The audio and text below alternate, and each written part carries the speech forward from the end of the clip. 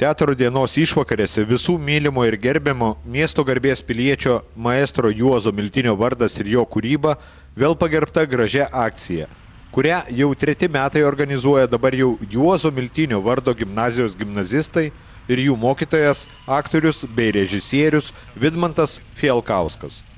Taip sutapo, kad šiandien daug švenčių, nes ir teatro diena, ir Miltinio vardo 15 metų jubiliejus.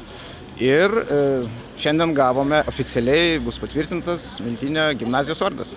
Tačiau dar iki oficialių renginių būsimoje gimnazijoje Panevėžio Laisvės aikštė buvo sudrebinta būsimų gimnazistų kolonos, kuri vedina savo teatro mokytojo skandavo eiles skirtas nemirtingam maestro.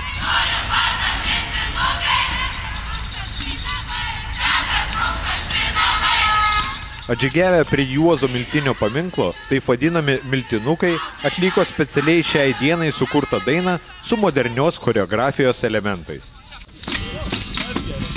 Teatro dieną šiandien švenčiam ir mieste, ir širdyje. Mes iš teatrinės mokyklos, mums sena nesvetima. Teatras miesto garsenybė, o Miltinis pažiba. Scenos virtuozą mini, mieste sveikina.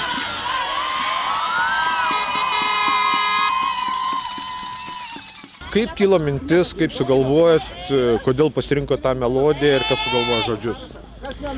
Ta melodija, tai aš už ją buvau atsakinga, tai pasirinkam, nes jin buvo elementari, visiems gerai įsimenama ir beje, tai yra Europos himnas, todėl su Miltiniu labai pakilėta viskas.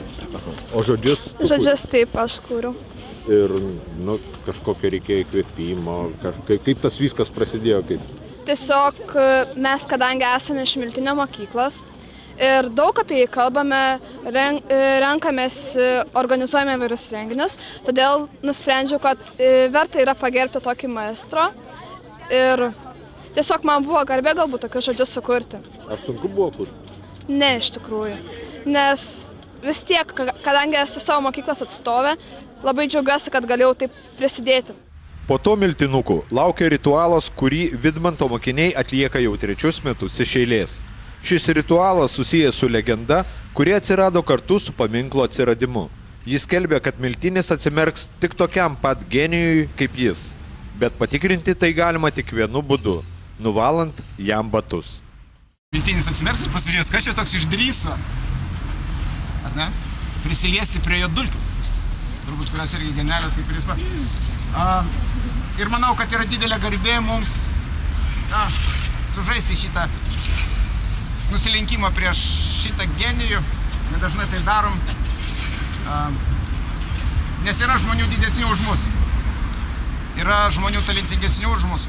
Ir dar reikia pripažinti, tam reikia nusilenkti, prisiliesti prie dulkių ir galbūt tai padės jums savyje atrasti kažkokį tai talentą, didelį talentą, kad po to, kai jūs numirsit ir galbūt kas nors pastatys jums paminklą, kad kas nors prie jūsų ateitų ir nusilenktų jums, nušluostytų jūsų kojų dulkės. Su viltimi, kad maestro atsimerks ir pažiūrės į juos, Miltinukai stropiai valė jo batus. Tačiau šiemet genialus režisierius nerado tarp jų prilygstančio savo. Viduje gal besidžiaugdamas, bet išorėje išlikęs ramus, Miltinis neatsimerkė niekam. Tuo palikdamas viltį visiems, tiems, kurie ir kitais metais bandys prisiliesti ne tik prie jo batų, bet ir prie fantastiško pasaulio, kuris vadinasi teatras.